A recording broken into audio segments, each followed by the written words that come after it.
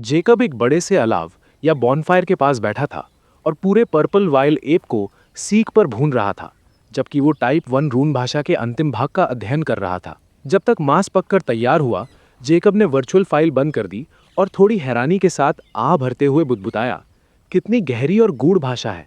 मैं तो सोच भी नहीं सकता कि इस भाषा का टाइप 2 रैंक कैसा होगा। जेकब ने अब पूरी टाइप 1 रून भाषा में महारत हासिल कर ली थी और वो सोच रहा था कि अब उसे रून भाषा को लेकर कोई परेशानी नहीं होगी। कम से कम तब तक तो नहीं, जब तक वो रेयर प्लेन्स में था। वो तुरंत मैजिक रून इंसाइक्लोपीडिया शुरू करना चाहता था, लेकिन उसका पेट बीच में आ रहा था। इसलिए उसने पहले खाना खाने का फैसला किया, इस उम्मीद में कि इस भोजन से उसकी भूख पूरी तरह मिट जाएगी। आखिर ये एक एक्स्ट्रा ऑर्डिनरी टीयर 2 जादुई जानवर था। आधे घंटे के भीतर वहां केवल हड्डियों का ढेर बचा था और जेकब के चेहरे पर संतुष्टि का भाव था, जबकि वो अपने शरीर में दौड़ती एक अकल्पनीय शक्ति को महसूस कर रहा था। जेकब को अब कोई बची हुई भूख महसूस नहीं हो रही थी, क्योंकि ये अब पूरी तरह से खत्म हो चुकी थी और वो आधे घंटे पहले की तुलना में कम से कम 10% अधिक ताकतवर था। उसे अपनी छाती में एक अजीब सी शांति महसूस हो रही थी, मानो चाहे कुछ भी हो जाए, अब कुछ गलत नहीं हो सकता। तभी उसे अचानक कुछ याद आया और उसने अपनी स्टार वॉच का एक और विशेष फीचर खोला। इसे लाइफ फोर्स स्केल कहा जाता था। इसकी प्रस्तावना से जेकब ने पाया कि ये लाइफ फोर्स स्केल वास्तव में blood line scanning scale device का एक उन्नत संस्करण था और उससे कहीं अधिक सटीक था। लेकिन वो इसे पहले सक्रिय नहीं कर पाया था, क्योंकि इसे काम करने के लिए स्टार नेटवर्क से कनेक्शन की आवश्यकता थी। अब जब वो शायद रेयर प्लेन्स के शिखर पर था, तो वो अपनी क्षमता मापने के साथ साथ इस लाइफ फोर्स स्केल की सटीकता का परीक्षण भी करना चाहता था। उसकी अपनी समझ के अनुसार एक एक्स्ट्रा ऑर्डिनरी टीयर 6 के पास 6 किलोटन शुद्ध शारीरिक बल होना चाहिए, लेकिन उसके पास इसे मापने का कोई तरीका नहीं था। इसी क्षण वो फीचर सक्रिय हो गया। स्टार आईडी के साथ कनेक्शन स्थापित किया जा रहा है। स्टार आईडी का पता चला, टाइप 1 आईडी का पता चला, फेसलेस एंशंट। फेसलेस एंशंट को टाइप 1 श्रेणी में इस फंक्शन तक मुफ्त पहुंच प्रदान की गई है। टाइप 1 से अधिक की किसी भी चीज के लिए ZC शुल्क लिया जाएगा और एक समान डिवाइस की आवश्यकता होगी। वर्तमान डिवाइस सीमा टाइप 1। क्या आप स्कैन जारी रखना चाहते हैं? जेकब ने अपनी एक भौं उठाई। ये चीज हर बार इस्तेमाल करने के लिए ZC मांगती है, और इससे भी अहम बात, ऐसा लगता है कि मेरे स्टार प्रिविलेज के और भी उपयोग हैं जिनसे मैं अनजान हूं। फिर जेकब ने आगे बढ़ने के लिए बटन दबाया। चूंकि ये चीज ZC मांगती है, इसलिए उसे यकीन था कि ये पुराने उपकरणों की तरह निराशाजनक नहीं होगी। इसके बाद डिस्प्ले अचानक हल्के हरे रंग का हो गया। साथ ही उसकी पूरी स्टार वॉच भी हरे रंग से चमकने लगी, इससे पहले कि उसे अपनी बाह पर एक हल्का सा करंट उत्पन्न होता महसूस होता, जो अगले ही पल उसके पूरे शरीर में फैल गया। जेकब हैरान था, लेकिन वो करंट आते ही गायब हो गया और स्टार वॉच ने हरे रंग से चमकना बंद कर दिया। जल्द ही डिस्प्ले पर एक सूची दिखाई दी। जीवन बल विश्लेषण पूरा हो गया है। जीवन रूप, जीवन प्रजाति अज्ञात, जीवन रूप ब्लड लाइन अज्ञात, जीवन रूप लिंग पुरुष, उपयोग किया गया जीवन बल उम्र 29 वर्ष सटीक नहीं, शेष जीवन बल जीवन काल 200 वर्ष से अधिक सटीक नहीं, जीवन बल की क्षमता, जीवन बल रेटिंग एक्स्ट्रा ऑर्डिनरी टीयर 6, जादुई बल कुछ नहीं, शारीरिक बल 9.99 किलोटन, रक्त बल 9,99,000 एक्स्ट्रा ऑर्डिनरी। जेकब ने अपनी प्रजाति या ब्लड लाइन पर ध्यान नहीं दिया, क्योंकि वो वहां अज्ञात देखने का आदी हो गया था। लेकिन वो काफी हैरान था जब उसने देखा कि स्टार वॉच आसानी से उसके जीवन काल का अनुमान लगा सकती है। भले ही ये बिल्कुल सटीक नहीं था, लेकिन ये बहुत करीब था। हालांकि उसकी ताकत उसके लिए आश्चर्य के रूप में आई थी, क्योंकि अगर ये सच था तो वो किसी भी एक्स्ट्रा ऑर्डिनरी टीयर 6 से कहीं अधिक ताकतवर था। जहां तक रक्त बल की बात थी, वो पिछली बार की तरह ही इसके बारे में अनजान था। रक्त बल किसी व्यक्ति की ब्लड लाइन क्षमता को दर्शाता है। आमतौर पर किसी व्यक्ति का रक्त बल कभी नहीं बदलता, क्योंकि हर कोई इसके साथ पैदा होता है और रक्त बल जितना अधिक होगा, ब्लड लाइन क्षमता की संभावना भी उतनी ही अधिक होगी। हालांकि इसका मतलब ये नहीं था कि रक्त बल स्थिर था और इसे बदला नहीं जा सकता था। उदाहरण के लिए, लिमिट ब्रेक जब कोई उच्च स्तर में प्रवेश करता है तो माना जाता है कि ये रक्त बल बढ़ाने के तरीकों में से एक है। 10,000 से कम रक्त बल वाले किसी भी व्यक्ति के पास कॉमन रैंक की ब्लड लाइन होगी। इसके मुकाबले रेयर टैलेंट स्तर वाली प्रजाति का रक्त बल 10,000 से 99,999 के बीच होगा। जहां तक एक्स्ट्रा ऑर्डिनरी क्षमता वाली प्रजाति की बात है, उनका रक्त बल 1 लाख से 9,99,000 तक होगा। पिछली बार जब जेकब ने जांच की थी तो उसके पास केवल 9,000 प्लस रक्त बल था। हालांकि अब ये आसमान छूकर 9,99,000 हो गया था, जो सीधे तौर पर extra ordinary rank blood line के बिल्कुल चरम को दर्शाता था। अगर मैं वाइवन का हृदय खा लूं तो मेरा रक्त बल 1 मिलियन का आंकड़ा पार कर सकता है। मुझे आश्चर्य है कि एपिक, यूनिक और लेजेंडरी रक्त बल का मापदंड क्या होगा। उनका रक्त बल तो चार्ट से भी बाहर होगा। जेकब ने एक तेज ठंडी सांस लेते हुए सोचा। फिर भी वो अपनी प्रगति से काफी संतुष्ट था और रेयर प्लेन्स में खुद की रक्षा करने को लेकर अधिक आश्वस्त था। फिर उसने लाइफ फोर्स स्केल बंद कर दिया और मैजिक रून इंसाइक्लोपीडिया खोल लिया। जहां तक वाइवर्न के हृदय को अवशोषित करने की बात थी, उसे अभी भी कोई जल्दी नहीं थी। कम से कम अपने पेंडेंट में पर्याप्त न्यूट्रिशन होने तक तो बिल्कुल नहीं। मैजिक रून इंसाइक्लोपीडिया जादू में रून्स के उपयोग के बारे में था। हालांकि ये समान भाषा सिद्धांतों का पालन करता था, लेकिन ये पूरी तरह से एक अलग कॉन्सेप्ट था। जबकि रून लैंग्वेज रून्स के फोनेटिक्स और सिमेंटिक्स को समझने के लिए थी, मैजिक रून इंसाइक्लोपीडिया इस बारे में था कि जादू के लिए उन रून्स का उपयोग कैसे करें। जेकब ने पाया कि मैजिक रून इंसाइक्लोपीडिया वास्तव में एक रून आर्टिफिसर नामक एक पेशे के लिए था। एक रून आर्टिफिसर रून्स को अंकित कर सकता है या इनक्रिप्ट कर सकता है और उन्हें डिक्रिप्ट भी कर सकता है। इसमें apprentice rune artificer rank, basic, intermediate, advance, master, grand master, senior grand master और एल्डर ग्रैंड मास्टर रैंक का ज्ञान था। इन 8 रैंक्स में उप रैंक्स भी थे, बेसिक, इंटरमीडिएट और एडवांस्ड। जेकब को ऐसा लगा जैसे उसने गलती से कोई खजाने का संदूक खोल दिया हो। बिना समय गंवाए उसने जल्दी से बुनियादी बातों से शुरुआत की, जो रून प्रतीक संयोजन का हिस्सा था और ये बताते थे कि रून्स को विभिन्न प्रकार की तात्विक ऊर्जा में कैसे बदलें। वो जितना पढ़ता गया उतना ही मंत्रमुग्ध होता गया, क्योंकि उसने पाया कि जिनके पास मैजिक नहीं था वो भी रून आर्टिफिसर के रूप में अभ्यास कर सकते थे और माना की बजाय मैजिकल मटेरियल्स का उपयोग कर सकते थे। इसके अलावा भले ही किसी के पास मैजिक हो, वे केवल एक प्रकार के तत्व में कुशल होंगे और उन्हें विभिन्न तत्व रून्स बनाने के लिए भी सामग्रियों का उपयोग करना होगा। खासकर अगर कोई रून तावीज बना रहा है, ये चीज़ें बनाने में सबसे सरल थीं और इनके लिए निम्न श्रेणी की सामग्री की आवश्यकता थी। हालांकि जेकब को जल्द ही पता चल गया कि वो गलत विचार बना रहा था, जब उसने पाया कि अप्रेंटिस रैंक से एडवांस्ड रैंक तक केवल एक ही एंट्री लेवल का तावीज़ था। फिर मास्टर रैंक से ग्रैंड मास्टर रैंक के लिए एक एंट्री लेवल का अरे डिज़ाइन था और अंत में सीनियर ग्रैंड मास्टर रैंक और एल्डर ग्रैंड मास्टर रैंक के लिए एक एंट्री लेवल का फॉर्मेशन ब्लूप्रिंट था।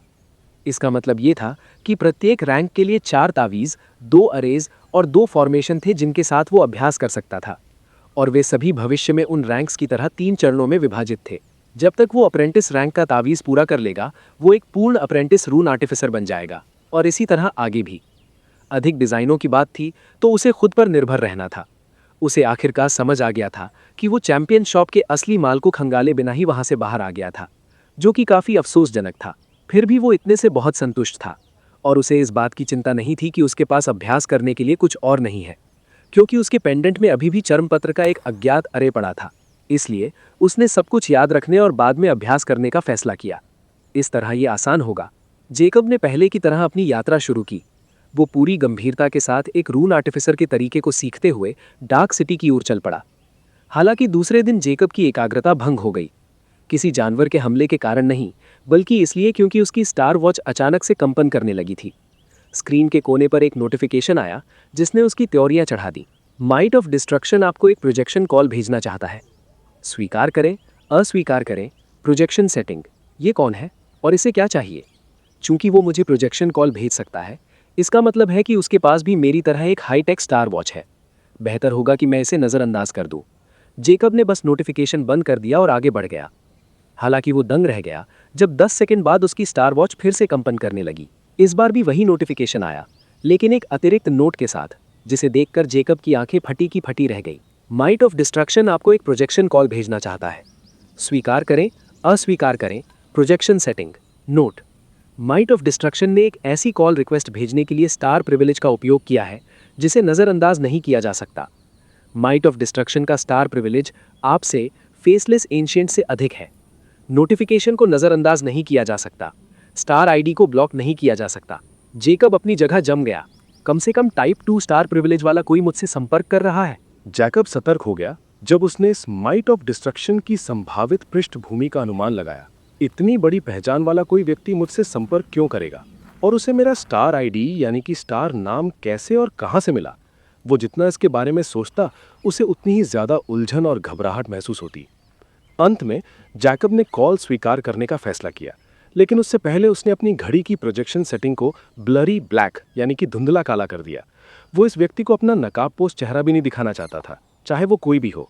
अगले ही पल उसकी कलाई के ऊपर अचानक एक धुंधली लाल आकृति का प्रोजेक्शन उभरा और स्वाभाविक अहंकार से भरी एक भारी आवाज गूंजी, छोटे लड़के, मेरी कॉल को नजरअंदाज करने की तुम्हारी हिम्मत तो बहुत है, और अब तुम अपना चेहरा भी छुपा रहे हो।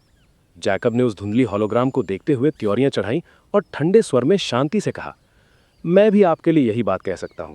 इसके अलावा मुझे नहीं लगता कि आप इतने खाली होंगे कि किसी की भी रैंडम कॉल का जवाब देंगे, है ना? अब मुझे बताइए कि आप क्या चाहते हैं और आपको मेरा स्टार आईडी कैसे मिला।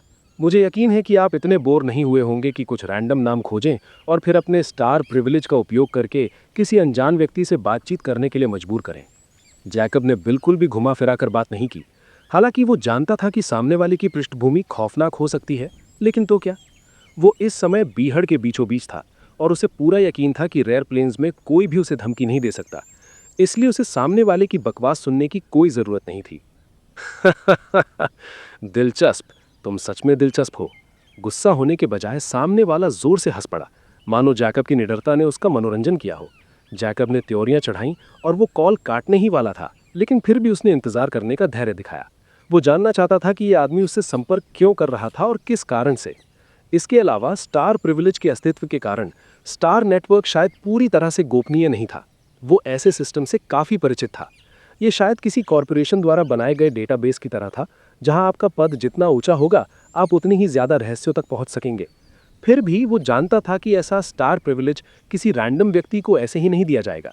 उसे टाइप 1 स्टार प्रिविलेज केवल इसलिए मिला था क्योंकि वो रेयर प्लेन्स ट्रायल का एकमात्र चैंपियन था। हालांकि उसे नहीं पता था कि समान स्टार प्रिविलेज हासिल करने के लिए किसी और को किस अन्य तरीके का उपयोग करना पड़ता है, लेकिन ये इतना आसान नहीं होगा। टाइप 2 या उससे उच्च स्टार अधिकार वाले व्यक्ति की तो बात ही छोड़ दें।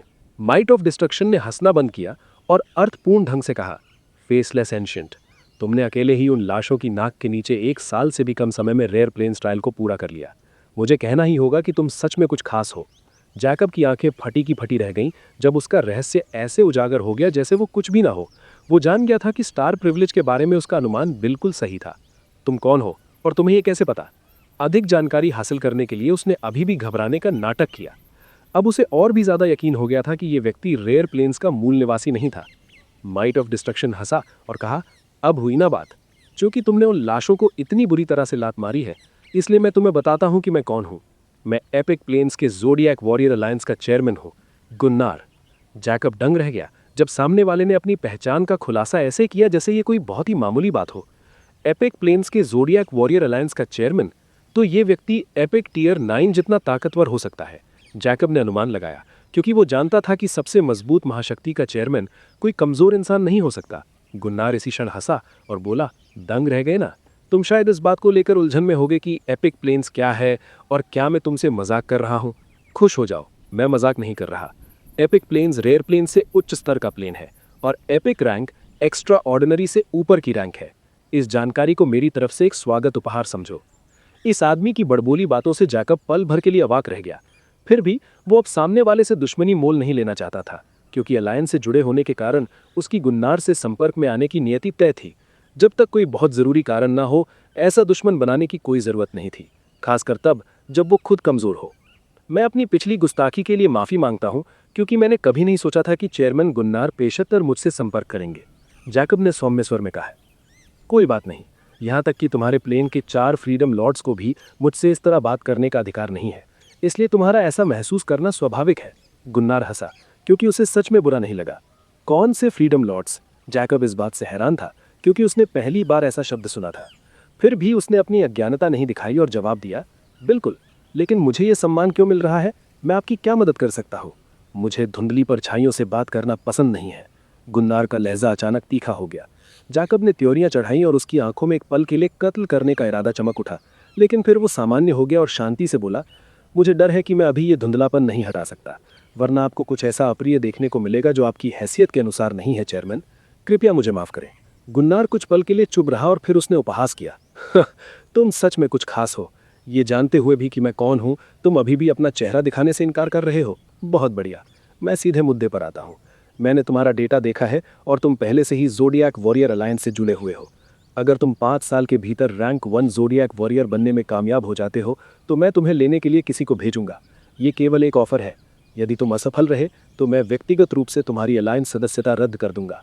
मुझ पर विश्वास करो, मेरे पास किसी भी रिजर्व सदस्य को हटाने और यहाँ तक कि उन्हें मूल अलायंस में प्रवेश करने से हमेशा के लिए प्रतिबंधित करने का अधिकार है। अलायंस में कमज़ोरों के लिए कोई जगह नहीं है। गुन्नार की आवाज़ अंत में बर्फ जैसी ठंडी हो गई और फिर उसका प्रोजेक्शन गायब हो गया। उसने जैकब के जवाब का इंतजार किए बिना ही कॉल काट दी थी। जैकब कुछ पल के लिए अपनी जगह पर सुन्न खड़ा रहा, फिर वो हंस पड़ा और उसके चेहरे पर एक खौफनाक और गहरी परछाई छा गई। तुम्हारे पास रिजर्व सदस्यों को हटाने का अधिकार है।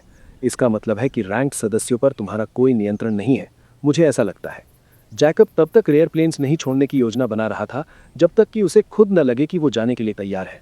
खासकर ऐसे किसी व्यक्ति के साथ तो बिल्कुल नहीं जो उससे ज़्यादा ताकतवर हो और जो उसे नियंत्रित करना चाहता हो। जहाँ तक रैंक 1 ज़ोडिएक वॉरियर तक पहुँचने की बात थी, ये तो उसके लिए बाएं हाथ का खेल था। 5 साल बहुत लंबा समय था और गुन्नार अपने इस अहंकार के कारण जैकब को इतनी महत्वपूर्ण जानकारी देने पर जीवन भर पछताने वाला था।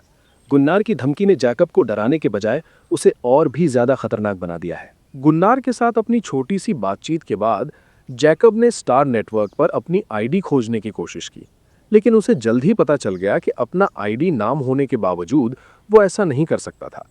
जैकब ने अनुमान लगाया कि स्टार प्रिविलेज में शायद एक गोपनीयता कार्य भी था, जिसका मतलब था कि केवल समान या उच्च स्टार प्रिविलेज वाला व्यक्ति ही स्टार प्रिविलेज वाली आईडी खोज सकता था, जबकि निचले स्टार प्रिविलेज वाले ऐसा नहीं कर सकते थे। इसका मतलब ये भी था कि गुन्नार जैसे उसके बराबर या उससे उच्च स्टार प्रिविलेज वाले व्यक्ति के अलावा कोई भी जैकब की आईडी नहीं खोज पाएगा। हालांकि इस बात ने जैकब को असहज कर दिया, लेकिन वो इसे स्वीकार कर सकता था क्योंकि इसने उसे कई लोगों पर बढ़त दी थी। फिर भी वो अब स्टार नेटवर्क को लेकर और भी ज़्यादा सतर्क हो गया था, क्योंकि अगर उच्च स्टार प्रिविलेज वाला कोई व्यक्ति ये पता लगा सकता था कि वो डार्क रूइंस का चैंपियन है, तो वे स्टार वॉच के जरिए उसकी लोकेशन भी खोज सकते थे। ये पूरी तरह से असंभव नहीं था, क्योंकि उसने अतीत में खुद भी ऐसे काम किए थे। अपनी पिछली दुनिया में अपने अधिकार और हैसियत के साथ वो आसानी से सरकार को किसी का ठिकाना उजागर करने के लिए मजबूर कर सकता था या उन्हें लक्ष्य को खोजने के लिए भी कह सकता था। इसलिए जैकब ने फैसला किया कि जब वो स्टार वॉच का उपयोग नहीं कर रहा होगा तो उसे पेंडेंट में सुरक्षित रख देगा, क्योंकि तभी वो खुद को पूरी तरह से सुरक्षित महसूस करेगा। फिर भी वो इस बात को लेकर ज़्यादा चिंतित नहीं था कि गुन्नार रेयर प्लेन्स में उसके पीछे आएगा। वो आदमी शायद उसे ध्यान देने लायक भी ना समझे। हो सकता है कि उसे जैकब में केवल इसलिए दिलचस्पी हो क्योंकि उसने इतने कम समय में डार्क रूइंस को पार कर लिया था। यही कारण था कि जैकब ने उस आदमी की बातों को महज एक उपहास के साथ टाल दिया और उसके बारे में चिंता करना छोड़ दिया। वो एपिक प्लेन्स में प्रवेश करने के बाद ही उसके बारे में सोचेगा। इसलिए उसने डार्क सिटी की ओर चलते हुए रून आर्टिफिसर का अपना अध्ययन जारी रखा। इस बार जैकब को आसमान से एक और हमले का सामना करना पड़ा।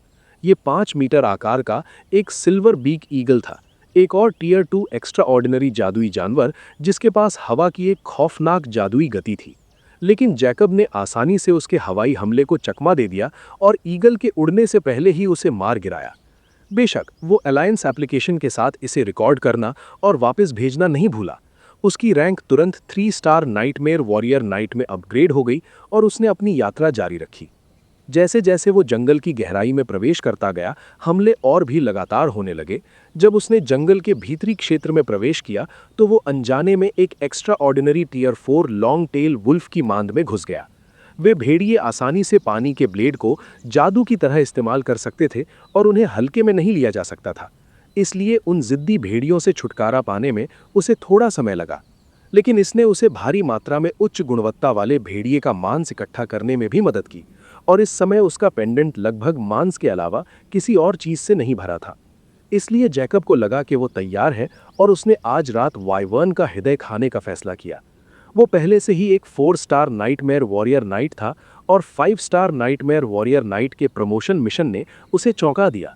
Zodiac warrior alliance ID faceless ancient, वर्तमान rank 4 star nightmare warrior knight, reserve zodiac warrior, अगली rank 5 star nightmare warrior knight. Mission अभी उपलब्ध प्रमोशन मिशन 3 है। टिप्पणी, इनमें से कोई भी एक मिशन पूरा करके प्रमोट हो। 1. नाइटमेयर वॉरियर अरीना में एक ही समय में 10 4 स्टार नाइटमेयर नाइट्स को हराते हुए अपनी एक रिकॉर्डिंग भेजें। इनाम रैंक प्रमोशन, 1000 जेडसी और एक 5 स्टार रेयर फाइटर स्किल। 2. एक ही समय में 10 एक्स्ट्रा ऑर्डिनरी टीयर 5 जानवरों को मारते हुए अपनी एक रिकॉर्डिंग भेजें। इनाम: रैंक प्रमोशन, 500 जेडसी और एक 5 स्टार रेयर फाइटर स्किल। 3. एक ही समय में 10 extraordinary tier 1 dark beings को मारते हुए अपनी एक रिकॉर्डिंग भेजें। इनाम: रैंक प्रमोशन, 1500 जेडसी और 2 5 star rare fighter skill. Jacob ने त्योरियां चढ़ाईं और बुदबुदाया कि 10 या उससे अधिक एक्स्ट्रा ऑर्डिनरी टीयर 4 जीवों के समूह को खोजना बहुत मुश्किल होने वाला है। यहां तक कि लॉन्ग टेल वुल्फ के झुंड में भी केवल 3 एक्स्ट्रा ऑर्डिनरी टीयर 4 भेड़िए थे। फिर भी जैकब को पूरा यकीन था कि अगर वो जंगल की और गहराई में गया तो उसे जानवरों की कोई बड़ी कॉलोनी मिल सकती है।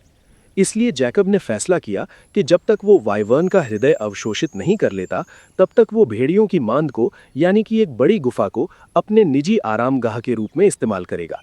हमेशा की तरह जैकब ने बड़े पत्थरों से गुफा का मुंह बंद कर दिया और ध्यान लगाने से पहले अपनी सर्वोत्तम स्थिति में पहुंच गया। वो दूसरा स्तर शुरू करने जा रहा था, इसलिए वो कोई गड़बड़ नहीं करना चाहता था, खासकर तब जब उसके पास वाइवर्न की क्षमता हासिल करने का मौका था। 1 घंटे बाद जैकब आखिरकार तैयार था और उसके हाथ में एक धातु का बक्सा आ गया। उसके बक्सा खोलने से पहले ही 13 इंच का वो लाल खूनी हृदय जैकब की चमकती आंखों के सामने एक भयानक गर्मी छोड़ रहा था। मुझे खुशी है कि मैंने SAAI को नहीं बेचा और इसे सुरक्षित रख लिया, इस मामले में कि मुझे डार्क सिटी में इसकी जरूरत पड़ेगी। जैकब ने मन ही मन उपहास किया। जैकब इस दिल का उपयोग तब करना चाहता था जब उसे डार्क सिटी में कोई उपयोगी चीज मिल जाए, लेकिन अब इसे बेचना जैकब के लिए अकल्पनीय था क्योंकि ये अमूल्य था। आखिरकार ये एक पौराणिक जीव की पूरी ब्लड लाइन वाले प्राणी का हृदय था। बिना किसी हिचकिचाहट के जैकब ने उस दिल को खाना शुरू कर दिया जो वास्तव में जल रहा था। लेकिन जैकब ने दर्द सहा और अपने अंदरूनी अंगों के जलने की अनुभूति महसूस करते हुए बिना कुछ बर्बाद किए पूरा खा लिया। उसे ये मानना ही पड़ा कि उसके टीयर 6 एक्स्ट्रा ऑर्डिनरी शरीर के बावजूद वो दिल अभी भी उसे ऐसा महसूस करा रहा था जैसे वो जलते हुए कोयले निगल रहा हो। लेकिन जैकब को उस जलन को ज्यादा देर तक महसूस नहीं करना पड़ा, क्योंकि कुछ ही पलों के भीतर उसके हृदय की धड़कन अचानक तेज हो गई और इससे पहले कि उसे पता चलता वो पहले से ही 10x एक्सेलरेशन में था। हालांकि जैकब घबराया नहीं, क्योंकि अब उसके हृदय की धड़कन पर उसका पूरा नियंत्रण था और यहाँ तक कि 15x एक्सेलरेशन भी उसे ज्यादा परेशान नहीं कर सकता था। इसी क्षण उसे अपने पेट में कुछ पिघलता हुआ महसूस हुआ जो उसकी नसों और रक्त प्रवाह में फैलने लगा। बिना किसी स्पष्टीकरण के जैकब जान गया था कि प्रक्रिया शुरू हो गई है और उसे ठीक ऐसा महसूस हो रहा था जैसे उसकी रक्त वाहिकाओं में पिघला हुआ लावा बह रहा हो। जैसे जैसे समय बीता, जैकब को अपनी नसों के भीतर एक अजीब सी ठंडी सनसनी महसूस हुई, जबकि जलन शांत हो गई। वो ठंडी सनसनी भी ज्यादा देर तक नहीं टिक पाई और गायब हो गई और जैकब की हृदय की धड़कन सामान्य हो गई। बस इतना ही। जैकब उलझन में था और थोड़ा निराश भी, क्योंकि उसने वाइवर्न की कोई भी क्षमता जागृत नहीं की थी। वो केवल कड़वाहट में आह भर सका और ये देखने के लिए कर्स्ड इमॉर्टैलिटी को खोला कि उसने वाइवर्न के हृदय से कितनी प्रगति की है। शरीर परिवर्तन का पहला चरण, शापित रक्त का संघनन। दूसरा स्तर, शापित रक्त संघनन की प्रगति 0.49%। विवरण: पौराणिक जीवों या उनके वंशजों के हृदय के रक्त को अवशोषित करके अपने रक्त को 100% पूर्ण होने तक शापित रक्त में परिवर्तित करें। इस स्तर के पूरा होने पर 500 वर्ष का जीवन काल प्राप्त होगा। जैकब ने त्योरियां चढ़ाई और बुदबुदाया, 5% भी नहीं। पन्ना अपने आप पलटा और इमोटिका के तिरस्कार पूर्ण शब्दों भरे। क्या तुम जानते भी हो कि केवल 4.99% के साथ जैसे ही तुम अपनी भूख मिटाओगे, तुम पहले से ही एक टीयर 1 एपिक रैंट के जीव जितने ताकतवर हो जाओगे। जैकब चौंक गया और उसने अपनी उलझन व्यक्त की, लेकिन मुझे पहले जैसी कोई भूख महसूस नहीं हो रही है। इमोटिका ने कुछ ऐसा लिखा जिसे देखकर जैकब की आंखें शौक से चौड़ी हो गईं। ये इसलिए क्योंकि तुमने वाइवर्न के सबसे मजबूत शारीरिक पहलुओं में से एक, उसकी सहनशीलता को जागृत कर लिया है। सरल शब्दों में कहें तो एक वाइवर्न अपनी खौफनाक सहनशीलता के कारण बिना कुछ खाए या किसी प्रकार की ऊर्जा का उपयोग किए हाइबरनेशन यानी कि शीत निद्रा जैसी स्थिति में सैकड़ों वर्षों तक सो सकता है। हालांकि ये कोई बहुत बड़ी क्षमता नहीं है, लेकिन एक वाइवर्न की सहनशीलता किसी भी ऐसे प्राणी से कहीं अधिक शक्तिशाली है जिसके पास लेजेंडरी ब्लड लाइन नहीं है, खासकर तुम्हारे जैसे किसी इंसान के लिए। जैकब को ये एहसास हुआ और वो जल्द ही समझ गया कि इमोर्टिका का उन शब्दों से क्या मतलब था। उसने पूछा, तो क्या मैं किसी की क्षमताओं के अलावा उसके शारीरिक पहलुओं को भी हासिल कर सकता हूँ? तुमने पहले ऐसा क्यों नहीं कहा? हे, क्या ये एक ही बात नहीं है? इमोर्टिका ने सवाल किया। जैकब का चेहरा लटक गया और उसने खंडन किया, लानत है, बिल्कुल नहीं। इमोर्टिका हंसी और उसने पूरे पन्ने को शब्दों से भर दिया, इससे पहले कि उसने अंत में केवल 2 शब्द लिखे, चिंता मत करो। जैकब ने चिंता मत करो देखकर त्योरियां चढ़ाईं और कठोरता से पूछा, तुम्हारा चिंता मत करो से क्या मतलब है? ओह, क्या मैंने कुछ कहा? अगले ही पल ये शब्द पन्ने पर उभार आए। ये शब्द पढ़ते ही जैकब का चेहरा लटक गया और वो जान गया कि ये किताब फिर से उसके साथ खिलवाड़ कर रही है। हालांकि उसे अचानक गहरी नींद आने लगी और वो तुरंत समझ गया कि ये उसकी भूख यानी हंगर का असर था। हालांकि उसने फायर वाइवन की सहनशीलता यानी एंड्योरेंस हासिल कर ली थी, लेकिन वो खुद को जिंदा रखने के लिए सैकड़ों सालों तक सो तो नहीं सकता था। बकवास बंद करो और मुझे ठीक ठीक बताओ कि ये सहनशीलता आखिर काम कैसे करती है? जैकब ने सख्ती से पूछा। कितना साधारण सा सवाल है। अंत में मुझे ही तुम्हें सब कुछ बताना पड़ता है। इस वाइवन की सहनशीलता तुम्हारी सहनशीलता को बढ़ाकर एक यूनिक रैंक के वाइवन के स्तर तक ले जाएगी। तुम्हारा इंसानी शरीर अब पहले की तरह कोई भी अतिरिक्त ऊर्जा बर्बाद नहीं करेगा। तुम्हारे शरीर को हिलाने, काम करने या लड़ने के लिए आवश्यक सभी ऊर्जा तुम्हारे वर्तमान स्तर के साथ 90% तक कम हो गई है। लेकिन अगर तुम्हारे शरीर की ऊर्जा खत्म होने वाली होगी तो तुम्हें हर समय सोने की तेज इच्छा महसूस होगी। ये शीत निद्रा का संकेत है। लेकिन वाइवन की विपरीत, जो शीत निद्रा में रहते हुए ठीक होने के लिए पर्यावरण से ऊर्जा को अवशोषित कर सकता है, तुम सोते सोते ही मर जाओगे क्योंकि तुम्हारे पास वैसी क्षमता नहीं है। इसलिए मेरा सुझाव है कि तुम खाली पेट सोने की गलती कभी मत करना। और आखिरी बात, जैसे जैसे तुम्हारी अपनी ताकत बढ़ती जाएगी, ये सहनशीलता कम होती जाएगी जब तक कि तुम यूनिक रैंक को पार नहीं कर लेते। शारीरिक पहलुओं जैसी सहनशीलता, फुर्ती, ताकत, जादुई प्रतिभा आदि की बस यही एक खामी है। वे तुम्हारे अपने नहीं हैं, इसलिए जैसे जैसे तुम अपनी क्षमता बढ़ाते जाओगे, वे समय के साथ बेकार हो जाएंगे। इसलिए मैं तुम्हें कड़ी सलाह देती हूँ कि तुम इनकी आदत मत डालना, क्योंकि वे जन्मजात क्षमताओं की तरह नहीं बढ़ेंगे और समय के साथ अपना प्रभाव खो देंगे। अगर तुमने किसी पीक एपिक रैंक वाले वाइवॉन को मारा होता तो तुम्हारी सहनशीलता लेजेंडरी रैंक वाले वाइवॉन की होती। कितनी अफसोस की बात है ना? इस खुलासे के बाद जैकब को थोड़ा पछतावा हुआ। तो कहने का मतलब ये है कि शारीरिक पहलू अस्थायी बूस्ट की तरह होंगे, जबकि क्षमताएं मेरी अपनी ताकत के साथ बढ़ सकती हैं। बिल्कुल, लेकिन सभी शारीरिक पहलू ऐसे नहीं होते।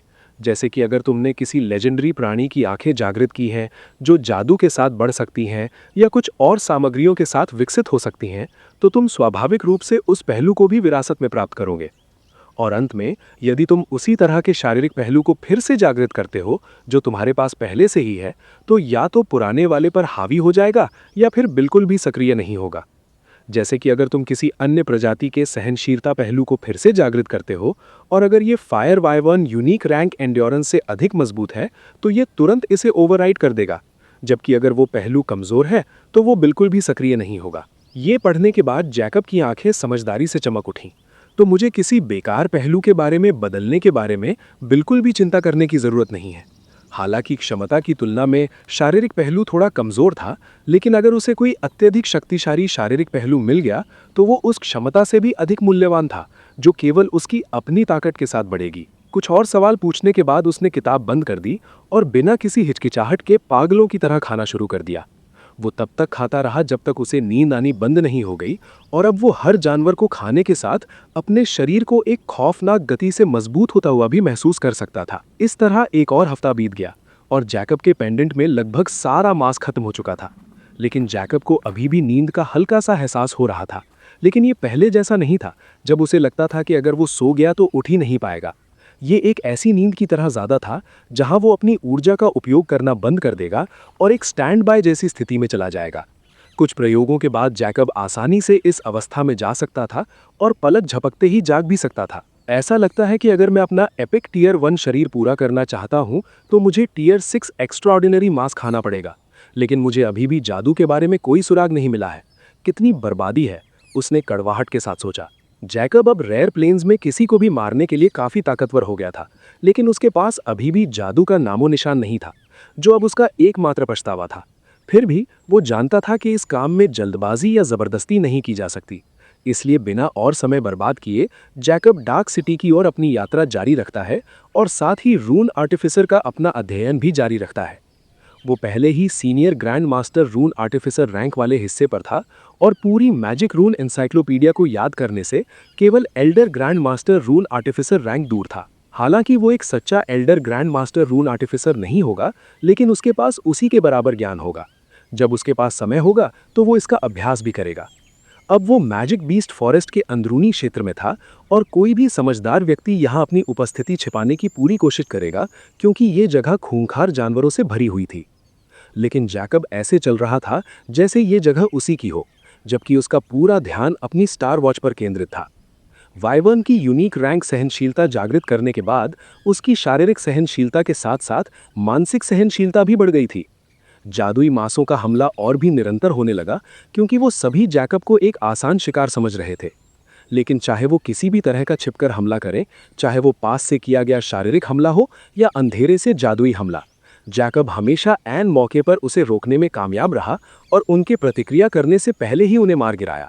इस तरह जैकब ने खाना भी जारी रखा, जबकि वो स्पष्ट रूप से महसूस कर रहा था कि वो एक एपिक टियर 1 शरीर हासिल करने के करीब और करीब पहुंच रहा है, और उन जादुई जानवरों को मारने में उसे जो मेहनत करनी पड़ रही थी वो अब कम होती जा रही थी। अपनी यात्रा जारी रखने के 2 दिन बाद उसे आखिरकार पूरी मैजिक रून एनसाइक्लोपीडिया कंठस्थ हो गई। लेकिन उसने एक पल भी बर्बाद नहीं किया और तुरंत फिलोसोफर लैंग्वेज खोल ली, जो कि रसायन शास्त्र की भाषा थी। रून भाषा को समझने के बाद जैकब ने पाया कि फिलोसोफर भाषा की कठिनाई असाधारण रूप से कम हो गई थी, या शायद ये इसलिए था क्योंकि उसे इस भाषा की पहले से कुछ समझ थी।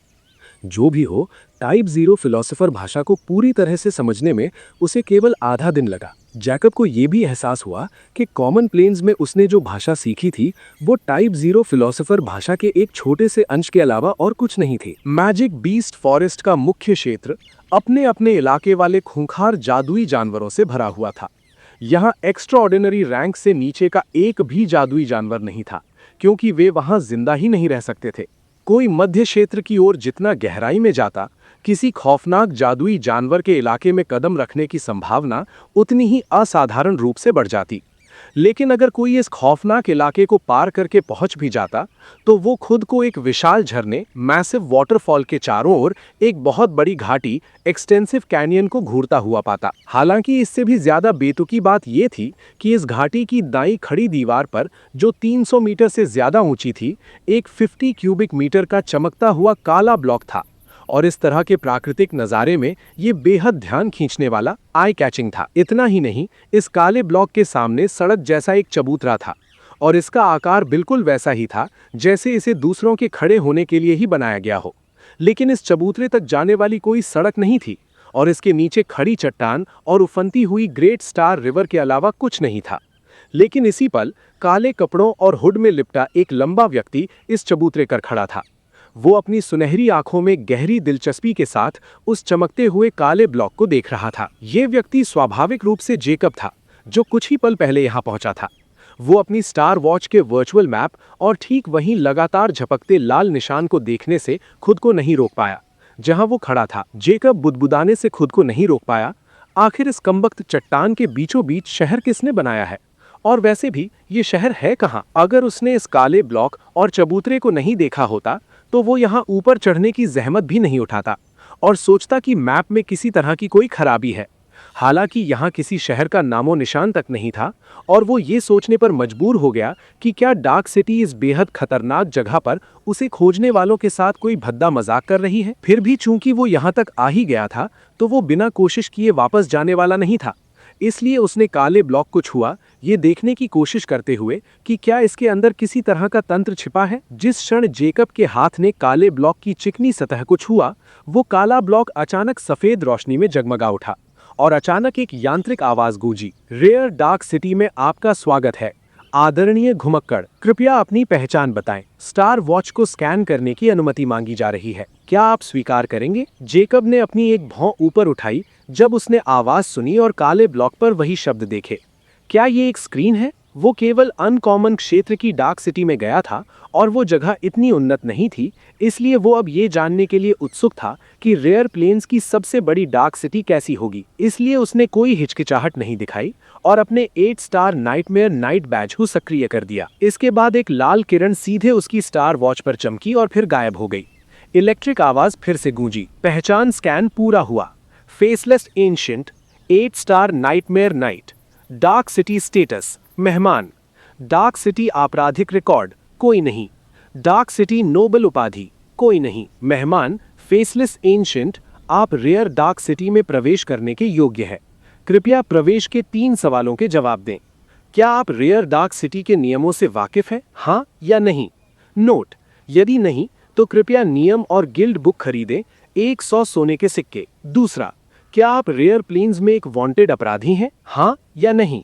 नोट: जवाब की जांच करने का पूरा अधिकार डार्क सिटी के पास है और यदि जांच के परिणाम से जवाब मेल नहीं खाता है तो इसके गंभीर परिणाम हो सकते हैं, इसलिए कृपया ईमानदार रहें। नोट: आपका जवाब किसी भी परिस्थिति में किसी के सामने उजागर नहीं किया जाएगा और केवल डार्क सिटी के नियम तोड़ने के मामले में ही ये जानकारी डार्क सिटी के एडमिनिस्ट्रेटर को बताई जा सकती है। तीसरा, क्या आप डार्क सिटी के सभी नियमों का पालन करने के इच्छुक हैं और यदि आप इसे तोड़ते हैं तो क्या आप परिणामों से अवगत हैं? हाँ या नहीं? उन 3 सवालों को देखकर जेकब की आंखें ठंडी हो गईं। इन सवालों से ये बिल्कुल साफ था कि डार्क सिटी के नियम किसी भी कीमत पर नहीं तोड़े जाने चाहिए और वे सर्वोपरि हैं। इसके अलावा उन्होंने एक नियम और गिल्ड बुक भी रखी थी ताकि नियम तोड़ने पर कोई भी अज्ञानता का नाटक ना कर सके। इस बात ने जेकब के दिमाग को शांत कर दिया, क्योंकि अब वो यहाँ किसी के हमले या शहर में रहते हुए किसी चालाकी की चिंता किए बिना आराम से रह सकता था। इसलिए उसने नियम और गिल्ड बुक खरीदने का फैसला किया, क्योंकि इस समय 100 सोने के सिक्के उसके लिए चिल्लर के अलावा कुछ नहीं थे। उसके खाते से रकम कटने के बाद उसे एक रूल एंड गिल्ड बुक की वर्चुअल फाइल प्राप्त हुई। शहर में प्रवेश करने के बाद वो इसे पढ़ेगा। जेकब ने बिना किसी हिचकिचाहट के जवाबों पर टैप किया। इस सिवाय दूसरे सवाल के उसने सभी का जवाब हाँ में दिया। वो रेयर प्लेन्स का कोई वांटेड अपराधी नहीं था और ना ही फ्रीडम प्लेन्स के साथ उसकी कोई दुश्मनी थी। इसके बाद इलेक्ट्रिक आवाज फिर से गूंजी। आपके सहयोग के लिए धन्यवाद। अब कृपया अपना रेयर डार्क पास और नाम चुनें। आपका नाम यहाँ। 5 डेज पास 1 लाख सोने के सिक्के। 15 डेज पास 1,25,000 सोने के सिक्के। 30 डेज पास 1,50,000 सोने के सिक्के। 60 डेज पास 2 लाख सोने के सिक्के। 120 डेज पास 3,50,000 सोने के सिक्के। नोट: आप कोई भी रैंडम नाम चुन सकते हैं और ये नाम डार्क सिटी के भीतर किए गए सभी लेन देन में आपके असली नाम की जगह दिखाई देगा। नोट: जब चुना गया रेयर डार्क पास टाइमर 0 पर पहुंच जाएगा तो आपके पास 60 मिनट होंगे डार्क सिटी छोड़ने या टाइमर को फिर से रिचार्ज करने के लिए। चेतावनी: यदि आप इसकी अनदेखी करते हैं तो डार्क सिटी के गार्ड आपको हिरासत में ले लेंगे और 6 दिनों के लिए काल कोठरी में डाल देंगे, जहां आपको फर्स्ट डिग्री यातना दी जाएगी। आपकी हिरासत के बाद आपको 5 मंथ्स के लिए डार्क सिटी में प्रवेश करने से प्रतिबंधित कर दिया जाएगा। तो इस जगह पर भी बिल्कुल वैसा ही एंट्री पास है और यहाँ की सजा और भी कठोर है, लेकिन ये कॉमन प्लेन्स की तुलना में कहीं ज्यादा महंगा है। जेकब बुदबुदाया। फिर भी वो नोट 1 को लेकर काफी खुश था, क्योंकि इसका मतलब था कि जब तक वो खुद खुलासा नहीं करेगा तब तक कोई भी उसका असली स्टार आईडी नहीं जान पाएगा। उसने कभी नहीं सोचा था कि डार्क सिटी में ऐसा कोई शानदार फीचर होगा। जब तक उसकी सुरक्षा और प्राइवेसी की गारंटी थी, जेकब को ये छोटी सी कीमत चुकाने में कोई आपत्ति नहीं थी। इसलिए उसने बिना किसी हिचकिचाहट के 120 डेज पास चुन लिया। जिस क्षण जैकब ने अपना विकल्प चुना, उसकी स्टार वॉच में कंपन हुआ और एक यूआई सामने आ गया। ये वास्तव में भुगतान के लिए डार्क सिटी के एआई का एक अनुरोध था। उसके स्वीकार करने के बाद भुगतान ट्रांसफर हो गया और अगले ही पल उसे पहचान बैज जैसा ही एक वर्चुअल बैज प्राप्त हुआ।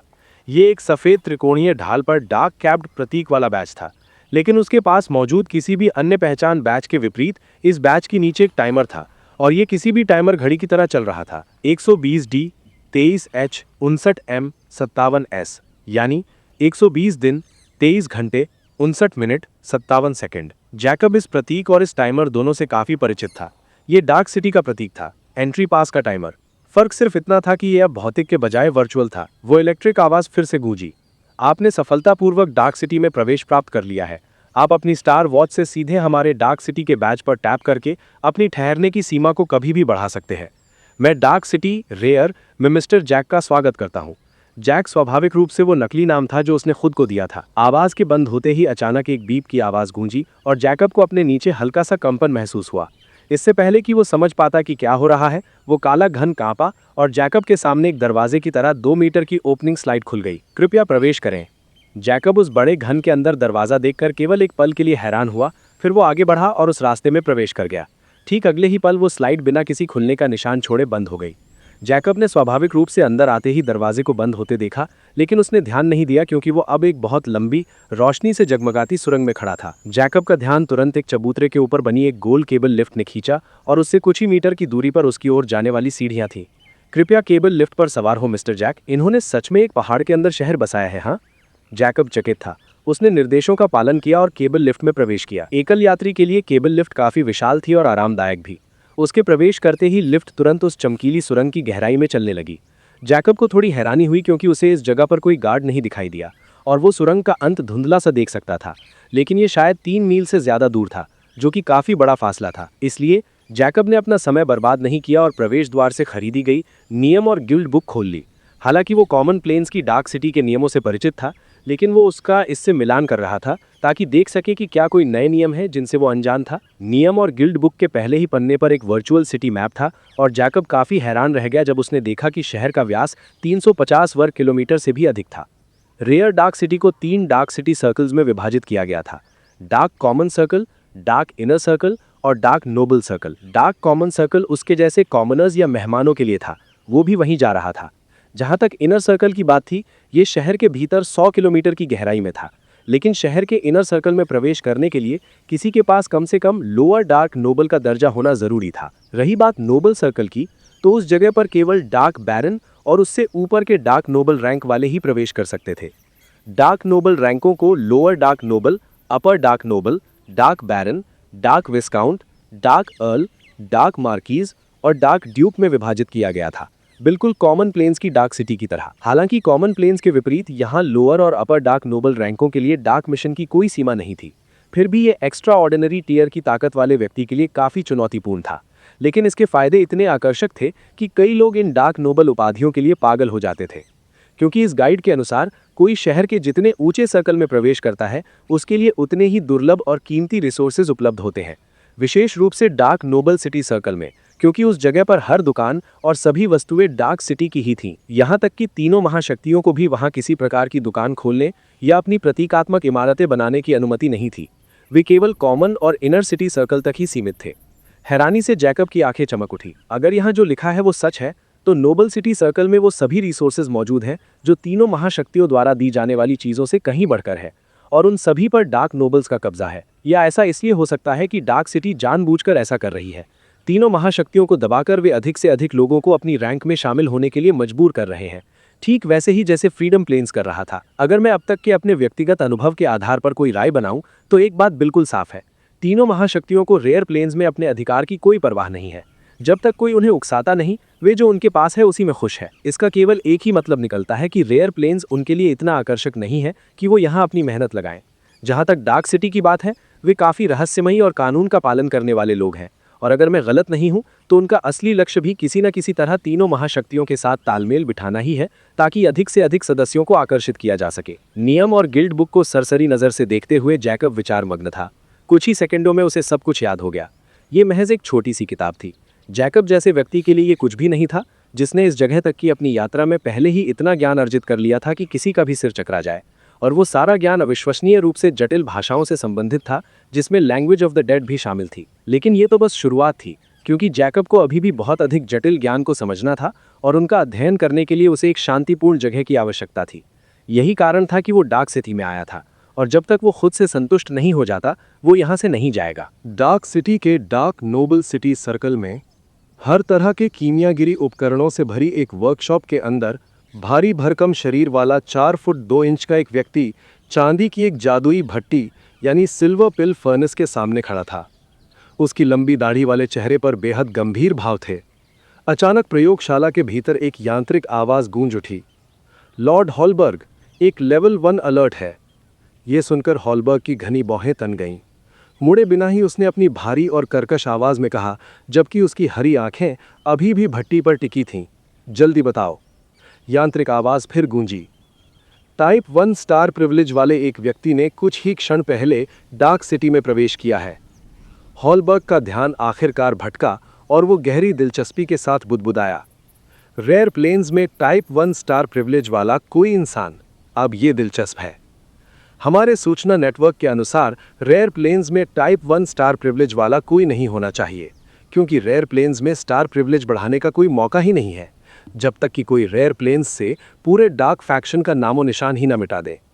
स्टार प्रिविलेज बढ़ाने का एकमात्र दूसरा तरीका है ट्रायल प्लेन। हॉलबर्ग की आंखें समझदारी से चमक उठीं और उसके होंठ एक शातिर मुस्कान में मुड़ गए। तो वो रहस्यमयी चैंपियन जिसने 6 महीने से भी कम समय में पूरा ट्रायल पार कर लिया था, वो मेरी डार्क सिटी में प्रकट हुआ है। हाँ, किसने सोचा होगा? सच में किसने सोचा होगा? उसकी आवाज़ अचानक तीखी हो गई और उसने पूछा, मुझे उसका नाम बताओ और क्या उसका हमारी डार्क सिटी से पहले कोई संपर्क रहा है? यांत्रिक आवाज़ ने जवाब दिया, इस व्यक्ति की स्टार आईडी फेसलेस एंशिएंट है और उसने पहली बार किसी डार्क सिटी में कदम रखा है। क्या तीनों महाशक्तियों के साथ उसका कोई उच्च स्तरीय संबंध है? हॉलबर्ग ने फिर सवाल किया। वो एक 8 स्टार नाइटमेयर नाइट है। हॉलबर्ग ने हल्की सी त्योरियां चढ़ाई और धीरे से बुदबुदाया। तो फिर उस घमंडी बेवकूफ गुन्नार ने उससे पहले ही संपर्क कर लिया होगा और शायद वो पहले से ही ज़ोडियाक वॉरियर अलायंस में एक रिजर्व सदस्य के रूप में शामिल हो चुका है। मैं डार्क सिटी के लॉर्ड के रूप में उसके पास नहीं जा सकता, वरना ये मुसीबत खड़ी कर सकता है। यहां तक बुदबुदाने के बाद उसने अचानक ऊपर देखा और बोला, डार्क रोज, मैं चाहता हूं कि अगर वो लोअर डार्क नोबल रैंक तक पहुंचता है तो तुम मुझे सूचित करो। अभी के लिए उसे नज़रअंदाज करो और उसके साथ अन्य कॉमनर्स जैसा ही व्यवहार करो। कोई भी कदम उठाने से पहले हम देखेंगे कि उसे हमारी डार्क सिटी में दिलचस्पी है या नहीं। समझ गई लॉर्ड हॉलबर्ग, उस यांत्रिक आवाज़ ने सहमति में कहा और फिर खामोशी छा गई। हॉलबर्ग उपहास करने से खुद को नहीं रोक सका। देखते हैं कि तुम इस मृग तृष्णा से बच पाते हो या नहीं। हालांकि ठीक इसी पल चांदी की वो भट्टी पागलों की तरह कांपने लगी और हॉलबर्ग के चेहरे का रंग पल भर में उड़ गया। ओह लानत है, फिर से नहीं। वो दरवाजे की ओर भागने के लिए तेजी से मुड़ा, लेकिन इससे पहले कि वो दरवाजे तक पहुंच पाता, बूम! डार्क सिटी के प्रवेश द्वार पर गहरी सुरंग से एक अकेले यात्री को ले जा रही केबल लिफ्ट बाहर निकली। जेकब, जो ध्यान से बाहर देख रहा था, बुरी तरह हैरान रह गया, क्योंकि सुरंग के अंत में एक विशाल महानगर बसा हुआ था। एक पल के लिए उसे लगा जैसे वो अपनी ही दुनिया में वापस आ गया हो। फर्क सिर्फ इतना था कि ये महानगर एक पहाड़ के बिल्कुल पेट में बसाया गया था। उसे समझ नहीं आ रहा था कि इन लोगों ने यहाँ इस शहर को बनाने के बारे में सोचा भी कैसे। क्या उन्हें इस बात का खौफ नहीं था कि अगर ये पहाड़ ढह गया तो वो जिंदा दफन हो जाएंगे? फिर भी उन सभी इमारतों, सड़कों और बिना किसी परवाह के इधर उधर घूमते लोगों को देखकर जेकब को कुछ तसल्ली मिली। इसके अलावा इनमें से 90% से अधिक लोगों ने निकाब पहन रखे थे, जबकि बाकी लोगों ने काले लिबादे ओढ़े हुए थे। कॉमन प्लेन्स की डार्क सिटी की तरह यहाँ भी ज्यादातर लोग अपनी पहचान छिपाते हैं, जेकब ने मन ही मन सोचा। लेकिन ये माहौल उसे काफी पसंद आ रहा था, क्योंकि वो भी किसी का अवांछित ध्यान अपनी ओर नहीं खींचना चाहता था। कुछ ही देर में केबल लिफ्ट आखिरकार एक दूसरे स्टेशन पर रुकी और जेकब लिफ्ट से बाहर निकलकर स्टेशन के निकास की ओर बढ़ा। यह स्टेशन आमतौर पर खाली रहता था, क्योंकि इसका उपयोग केवल मेहमानों को शहर के अंदर ले जाने के लिए किया जाता था। डार्क सिटी का निकास शहर के दक्षिणी हिस्से में था। जहां तक काम करने वालों की बात है, गाइड बुक के अनुसार ये जगह मुख्य रूप से डार्क रोज नामक आर्टिफिशियल इंटेलिजेंस के मैनेजमेंट में थी। जेकब इमारत से बाहर निकला और दरवाजे पर खड़े चांदी और सफ़ेद निकाब वाले 2 गार्ड्स पर नज़र डाली। उन्होंने केवल उसे देखा और एक शब्द भी नहीं कहा। जेकब की आंखों में हैरानी की एक चमक दौड़ गई। कितनी शक्तिशाली और मजबूत दिल की धड़कन है। वे कम से कम टियर 1 एक्स्ट्रा ऑर्डिनरी तो होंगे ही, अगर टियर 2 नहीं तो। और वे इस प्रवेश स्टेशन के महज दरवाजे के गार्ड हैं। जेकब पक्की सड़क की ओर चलना जारी रखता है, तभी उसे अचानक अपने ऊपर किसी की नज़रें महसूस हुईं। बीहड़ में चलते समय हमेशा बेहद सतर्क रहने की उसकी आदत बन चुकी थी और उसकी इंद्रियां अब एक खौफनाक स्तर पर पहुंच गई थीं। ये आधा उसके नए दिल के कारण था और आधा उसकी यूनिक एंड्योरेंस के कारण। उनके बिना अगर जेकब लगातार इतने हाई अलर्ट पर रहता तो वो 1 घंटे के भीतर ही पूरी तरह से थक जाता, खासकर यूनिक सहनशीलता के बिना। इसके अलावा अब वो एक्स्ट्रा ऑर्डिनरी की रैंक में नहीं था और अब उसके पास एपिक टियर 1 स्तर की शारीरिक शक्ति थी, जो यकीनन 50 किलोटन से ज्यादा होनी चाहिए। हालांकि जेकब के पास एपिक रैंक की शक्ति मापने का कोई पैमाना नहीं था, लेकिन उसका अनुमान काफी सटीक था। अपने मुखौटे के भीतर उसकी नजरें व्यस्त सड़कों पर घूम रही थीं और वे तुरंत चलती हुई भीड़ के बीच एक छोटी आकृति पर लॉक हो गईं। लेकिन जिस पल उसने देखा, वो व्यक्ति पहले ही अपनी नजरें फेर चुका था और चलना जारी रखा। शायद ये मेरा भ्रम था। वो व्यक्ति यकीनन कोई ऐसा इंसान होगा जिसने बहुत हत्याएं की हैं। शायद इसीलिए मुझे बेचैनी महसूस हुई जब उसने मेरी तरफ देखा। जेकब ने सोचा कि शायद यही बात थी, और वो कुछ ज्यादा ही सोच रहा था, क्योंकि डार्क सिटी में कोई भी इतना पागल नहीं होगा कि बिना किसी वजह लड़ाई मोल ले। और अगर किसी पागल ने कुछ भी करने की कोशिश की, तो जेकब कोई लाचार मेमना नहीं था। इसी क्षण जेकब ने एक टैक्सी रोकी। टैक्सी ड्राइवर एक मोटा गॉब्लिन था। निकाब पहनने के बावजूद मुखौटे में मौजूद नाक के लंबे खांचे और पंजों जैसे हाथों के कारण जेकब तुरंत पहचान गया कि ये एक गॉब्लिन है। जेकब के पिछली सीट पर बैठने के बाद गॉब्लिन ने अपनी चालाक आंखों से सामने के शीशे से उसे देखते हुए विनम्रता से पूछा, कहाँ जाना है सर? जेकब ने ठंडे स्वर में जवाब दिया, एल्केमी गिल्ड। जैकब ने गॉब्लिन ड्राइवर को 44 सोने के सिक्के ट्रांसफर करने के बाद टैक्सी से बाहर कदम रखा। वो एक भीड़ भाड़ वाले चौराहे पर चला गया और उसके ठीक सामने एक विशाल गगनचुंबी इमारत थी, जिसमें शायद 300 से अधिक मंजिलें थीं। इस इमारत पर विशाल अक्षरों में लिखा था एल्केमी गिल्ड, और वहां एल्केमी गिल्ड का प्रसिद्ध प्रतीक भी था, 8 पैरों वाले एक सुनहरे कड़ाहे से उठती हुई भड़कती लाल लौ। डार्क सिटी में गनस्मिथ, अपोथिकैरी और पोशन एल्केमी जैसी एल्केमी गिल्ड की शाखाएं अलग अलग नहीं थीं, बल्कि वे सभी एक ही एल्केमी गिल्ड बिल्डिंग में समाहित थीं। हालांकि इसका मतलब ये नहीं था कि ये असली एल्केमी गिल्ड था। ज़ोडिएक वॉरियर अलायंस की तरह रेयर प्लेन्स में उनकी केवल शाखाएं ही थीं, उनका वास्तविक गिल्ड नहीं। फिर भी वे लाइफ प्रोफेशंस में सबसे ऊपर थे और कई लोगों द्वारा पूजनीय माने जाते थे।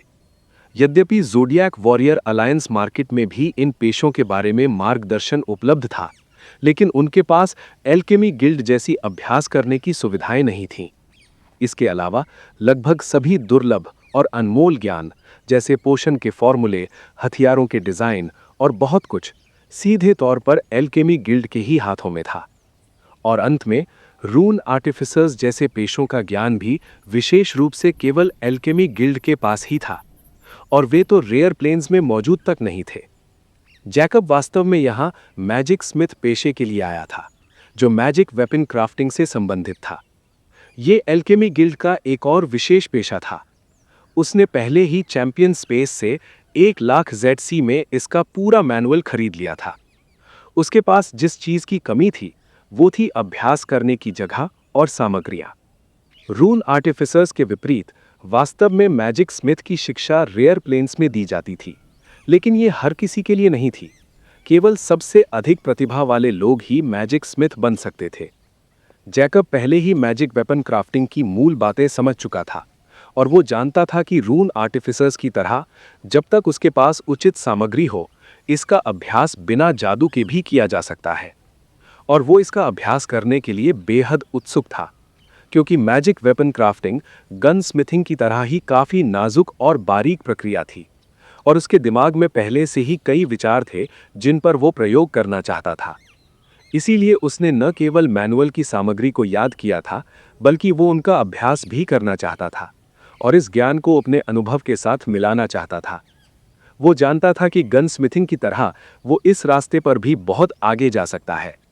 उसने चैंपियन शॉप में पहले ही जादुई प्रकार की गनें देख ली थीं, इसीलिए वो जानता था कि उन्हें बनाया जा सकता है, और हो सकता है कि इस जगह पर उनके ब्लूप्रिंट्स भी मौजूद हों, क्योंकि अलायंस मार्केट में वे नहीं थे। इसीलिए वो सबसे पहले यहाँ आया था। एक बार जब वो अपने लक्ष्य हासिल कर लेगा और पूरी तरह तैयार हो जाएगा, तो वो बिना समय बर्बाद किए रेयर प्लेन्स छोड़ देगा। जहाँ तक अन्य चीज़ों की बात थी, वे उसे तब तक आकर्षित नहीं करेंगी जब तक कि वे उसके लक्ष्यों से मेल न खाती हों। इमारत के द्वार खुले हुए थे और कई लोग व्यवस्थित रूप से अंदर बाहर आ जा रहे थे। अपनी सामान्य सदस्यता के अलावा एल्केमी गिल्ड यहाँ अपने उत्पाद भी बेचता था और रोजाना भारी मात्रा में धन इकट्ठा करता था। जैकब बाकी सभी की तरह इमारत में दाखिल हुआ और खुद को 18 अलग अलग लिफ्टों वाली एक विशाल लॉबी में पाया। हर एक लिफ्ट के सामने लोगों की कतारें लगी हुई थीं। कुछ कतारें बड़ी थीं जबकि कुछ छोटी, और कोई भी इंतजार करने को लेकर हंगामा करने की हिम्मत नहीं कर रहा था। जैकब की नज़र फिर इस लॉबी के बीचों बीच एक लंबे कांच के काउंटर पर पड़ी, जहां डेमी ह्यूमन नस्ल की खूबसूरत और लंबी महिलाएं सवाल पूछने वाले लोगों का मार्गदर्शन कर रही थीं। वो भी बिल्ली के कानों वाली एक महिला के सामने लगी कतार में शामिल हो गया, और जल्द ही उसकी बारी आ गई। बिल्ली के कानों वाली महिला ने जैकब को देखकर मुस्कुराते हुए विनम्रता से पूछा, मैं आज आपकी क्या मदद कर सकती हूं सर? मैं मैजिक वेपन क्राफ्टिंग सीखना चाहता हूं। जैकब ने अपना इरादा जाहिर किया। एक और बेवकूफ जिसे अपनी औकात नहीं पता। बिल्ली के कानों वाली महिला को कोई हैरानी नहीं हुई, क्योंकि वो रोजाना ऐसे लोगों से निपटती थी जो रेयर प्लेन्स के सबसे दुर्लभ पेशे में अपनी किस्मत आजमाने आते थे। उसने मुस्कुराते हुए जवाब दिया, इसके लिए आपको senior grand master blacksmith, senior grand master gunsmith, senior grand master mason, senior grand master magic watsmith और senior grand master weapon analyst होना जरूरी है। क्या आपके पास अपना पहचान प्रमाण पत्र है सर? केवल मैजिक वेपन क्राफ्टिंग सीखने की ये भारी भरकम आवश्यकता सुनकर जैकब ने अपनी भौहें सिकोड़ लीं।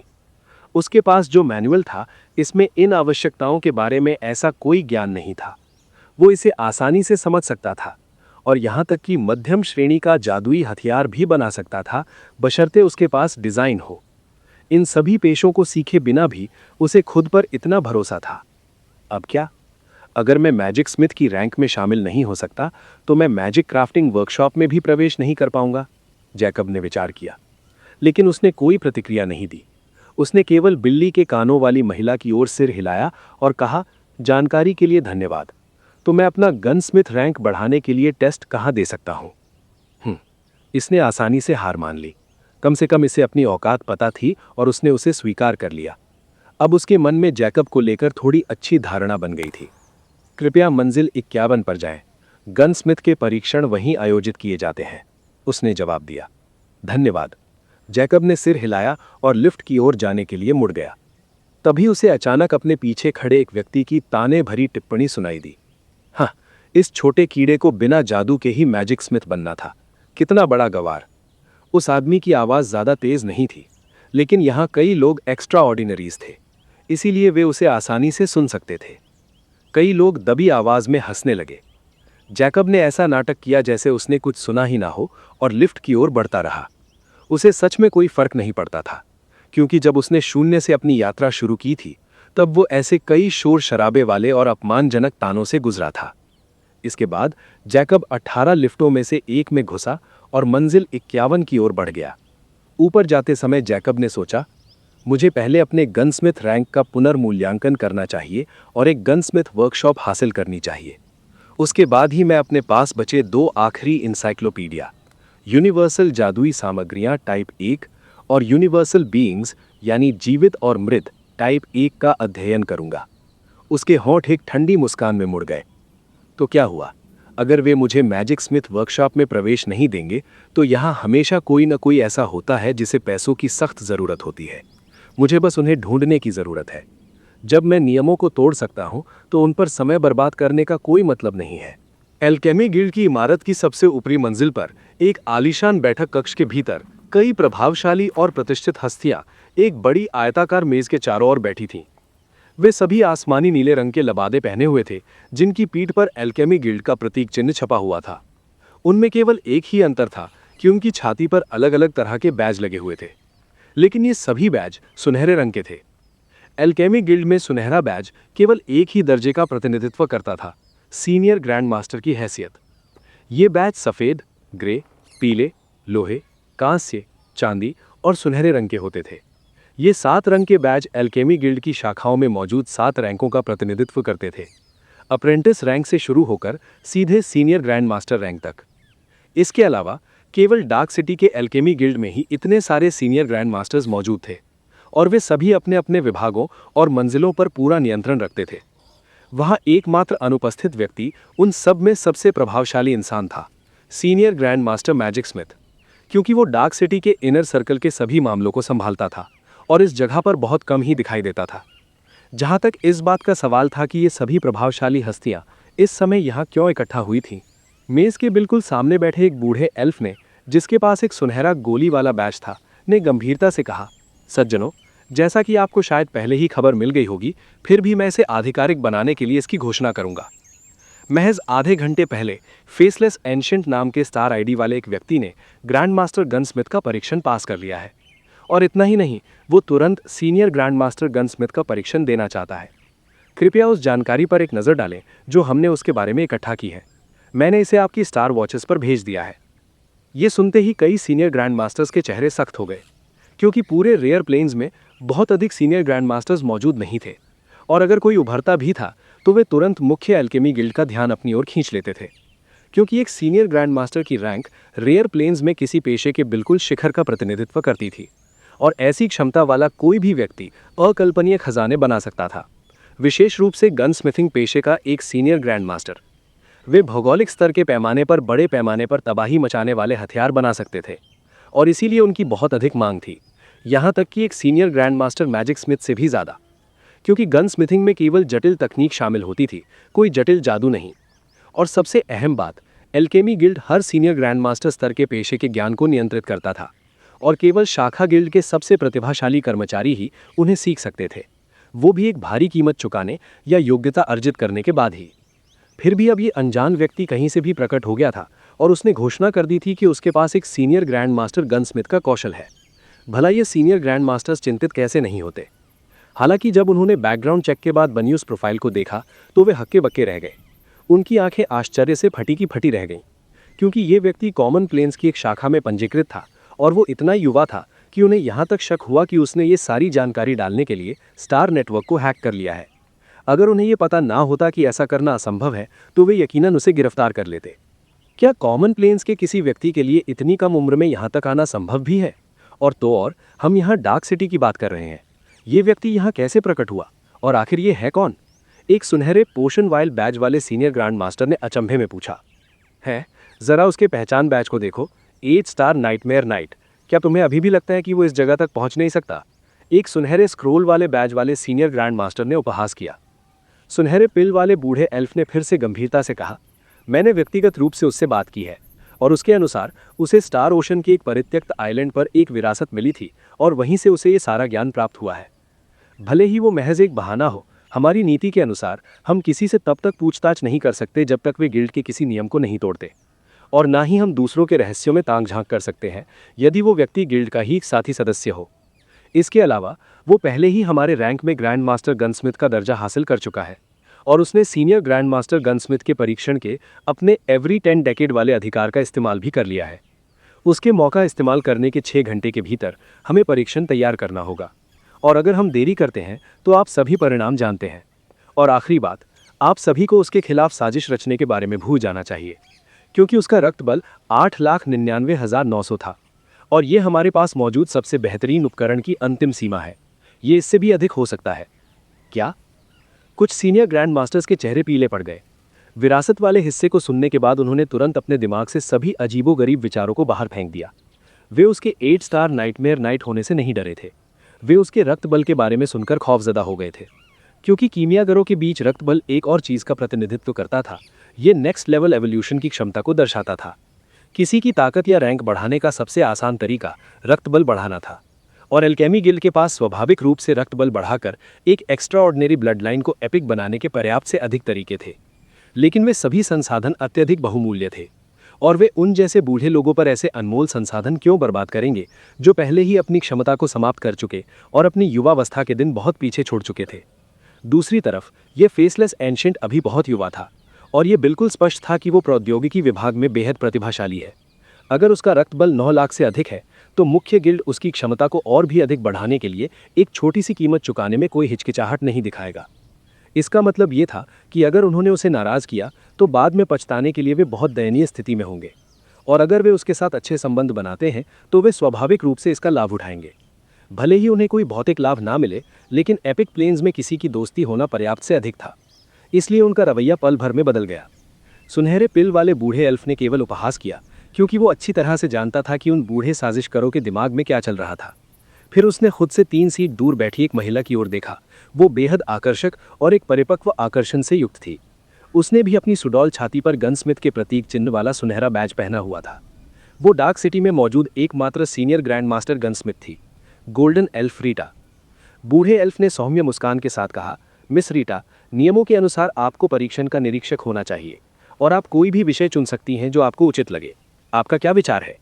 रीटा के चारों ओर एक ठंडी और एकांत आभा थी, लेकिन यहाँ तक कि वो भी उस नए व्यक्ति की क्षमता से हिल गई थी। वो गहरी दिलचस्पी से उस प्रोफाइल को देख रही थी। उसके गुलाबी होंठ खुले और बैठक कक्ष में एक मधुर आवाज गूंजी, तो फिर मैं कोई रियायत नहीं बरतूंगी। रीटा की खूबसूरत आंखों में एक अजीब सी चमक दौड़ गई। उसने फाइल से जुड़ी तस्वीर में मुखार के पीछे दिखाई दे रही उन बर्फीली ठंडी सुनहरी आंखों को जूम करके देखा। 55वीं मंजिल पर जैकब एक आलीशान कमरे में इंतजार कर रहा था। उसे बिना पसीना बहाए यानी बिना किसी परेशानी के ग्रैंड मास्टर गनस्मिथ का परीक्षण पास किए हुए 5 घंटे बीत चुके थे। वास्तव में वो सीधे Elder grand master gunsmith rank परीक्षण के लिए आवेदन करना चाहता था, लेकिन जब उसे एक बड़बोले प्रतिभागी से पता चला कि पूरे रे प्लेन्स में किसी भी पेशे का एक भी एल्डर ग्रैंड मास्टर मौजूद नहीं है, तो उसने अपना इरादा बदल लिया। इसलिए उसने सीनियर ग्रैंड मास्टर रैंक परीक्षण के लिए आवेदन किया, लेकिन उसे निराशा हुई जब पता चला कि पहले ग्रैंड मास्टर रैंक हासिल किए बिना ये भी नहीं किया जा सकता। लेकिन इससे वो रुका नहीं। 1 लाख सोने के सिक्कों की परीक्षण फीस चुकाने के बाद उसने अपनी पहली ही कोशिश में सफलतापूर्वक परीक्षण पास कर लिया, जिससे वहां का निरीक्षक हक्का बक्का रह गया। उसके बाद एक बूढ़ा एल्फ उसके पास आया, जो एक सीनियर ग्रैंड मास्टर पिल एल्केमिस्ट था, और उसने जैकब के अतीत के बारे में कुरेदना शुरू कर दिया। जैकब ये सच जानता था कि उसका कॉमन प्लेन्स से होना हमेशा के लिए नहीं छिप सकता, और उसकी इसे छिपाने की कोई योजना भी नहीं थी। उसने उस बूढ़े एल्फ की उत्सुकता को शांत करने के लिए बस एक कहानी गढ़ ली। वो पहले से ही एल्केमी गिल्ड के नियमों के बारे में जानता था, इसलिए वो किसी भी तरह के खतरे में नहीं था। यहाँ तक कि अगर वे चाहते भी तो वे उसके लिए कोई खतरा पैदा नहीं कर सकते थे। इसलिए उस बूढ़े एल्फ के साथ बातचीत के बाद उसने सीधे सीनियर ग्रैंड मास्टर रैंक के लिए आवेदन करने के अपने मौके का इस्तेमाल किया। लेकिन अगर वो विफल रहा तो उसे अगले 10 सालों तक फिर से इसका कोई मौका नहीं मिलेगा। ये एक ऐसा नियम था जिसका सभी को पालन करना था। लेकिन जैकब को खुद पर पूरा भरोसा था। वो जानता था कि वो एल्डर ग्रैंड मास्टर रैंक से भी आगे का परीक्षण पास करने में सक्षम है। फिर भी सीनियर ग्रैंड मास्टर की उपाधि डार्क सिटी के पूरे एल्केमी गिल्ड में या वास्तव में पूरे रे प्लेन्स में कहीं भी एक सम्मानजनक स्तर दिलाने के लिए काफ़ी थी। इसलिए उसने इसी से समझौता कर लिया। कॉमन प्लेन से होने का खुलासा करने के बाद उसने पहले ही अपनी ओर कुछ ध्यान आकर्षित कर लिया था। इसके अलावा ग्रैंड मास्टर परीक्षण देते समय उसकी प्रतिभा और वास्तविक उम्र देखने के लिए उसके रक्त बल को भी मापा गया था। उसे तो यहाँ तक शक था कि उन्हें फ्रीडम रे प्लेन्स में उस तबाही के बारे में पहले से ही पता चल गया होगा, जब उसने किलर स्कल सोसाइटी पर इल्ज़ाम लगाकर वहाँ से भागने में कामयाबी पाई थी। लेकिन स्टार न्यूज़ के अनुसार फ्रीडम रे प्लेन्स इस समय वाइल्ड नेशन के साथ पूरी तरह से युद्ध में व्यस्त था। इसलिए मैजिक बीस्ट फॉरेस्ट के ठीक बीचों बीच स्थित डार्क सिटी में उस पर ध्यान देने के लिए वे शायद इतने खाली नहीं होंगे। फिर भी जब तक वो रे केन्स में था, जैकब को अपने खिलाफ साजिश रचे जाने का कोई डर नहीं था, खासकर डार्क सिटी में तो बिल्कुल नहीं। इसके अलावा सीनियर ग्रैंड मास्टर के दर्जे का मतलब था कि उसकी पहुंच संगठन की भंडारण सुविधाओं तक होगी, और जब तक वो भुगतान कर सकता है वो कुछ भी खरीद सकता है। वो एक ग्रैंड मास्टर के रूप में पहले ही उनके प्राइवेट सर्वर में शामिल हो चुका था और परीक्षण पास करने के लिए 100 ZC के साथ एक और पहचान बैज अर्जित कर चुका था। जहां तक अलायंस जैसे किसी मिशन एप्लीकेशन की बात थी, उसे ऐसा कुछ नहीं मिला। उसने अनुमान लगाया कि ये केवल स्थायी सदस्यों के लिए ही उपलब्ध होगा। खैर जो भी हो, अभी चीज़ें जिस दिशा में जा रही थीं वो उससे संतुष्ट था। इसी पल दरवाजे की ओर आते कदमों की आवाज़ सुनकर जैकब की आंखें तुरंत खुल गईं। इसके तुरंत बाद दरवाजे पर एक हल्की सी दस्तक हुई। उसने ठंडे स्वर में कहा, खुला है। एक नोम अंदर आया, जिसकी छाती पर गनस्मिथ का कांच से प्रतीक लगा हुआ था। उसने सम्मानपूर्वक जैकब के सामने सिर झुकाया और कहा, sir, grand master branch master ने आपको बुलाया है। जैकब स्वाभाविक रूप से जानता था कि ये नोम ब्रांच मास्टर किसे कह रहा है। किसी भी सीनियर ग्रैंड मास्टर के पास ब्रांच मास्टर का खिताब होता है और वे अपनी संबंधित मंजिलों की ओवरसी भी करते हैं। 51 से 55वीं मंजिल गनस्मिथ ब्रांच की थी। इस ब्रांच की भी केवल एक ही सीनियर ग्रैंड मास्टर थी और वो अकेले ही पूरी 5 मंजिलों को कंट्रोल करती थी। इसलिए जैकब उसको लेकर काफी सतर्क था, क्योंकि वो कोई छोटी सोच वाली इंसान हो सकती है जो अपने अधिकार के नशे में इतनी चूर हो कि उसे जैकब जैसे किसी नए व्यक्ति से खतरा महसूस हो।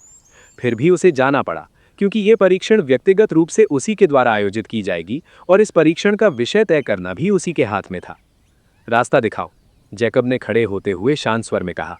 नोम ने जरा भी देर नहीं की और तेजी से रास्ता दिखाने लगा। उसे पहले ही इस व्यक्ति की हैसियत और वो क्या करने वाला है इसकी भनक लग चुकी थी, इसलिए वो बेहद सावधान था कि वो उसे किसी भी तरह से नाराज न करे। शीघ्र ही वो एक बड़े हॉलवे में पहुंच गए और इस हॉलवे के अंत में एक विशाल धातु का दरवाजा था। नोम इस हॉलवे के प्रवेश द्वार पर ही रुक गया और सम्मानपूर्वक बोला, सर, ग्रैंड मास्टर, मैं इससे आगे नहीं जा सकता। ये senior grand master lady Rita की प्राइवेट वर्कशॉप है, कृपया आप आगे बढ़ें। जैकब ने लापरवाही से सिर हिलाया और उन दरवाजों की ओर चल दिया।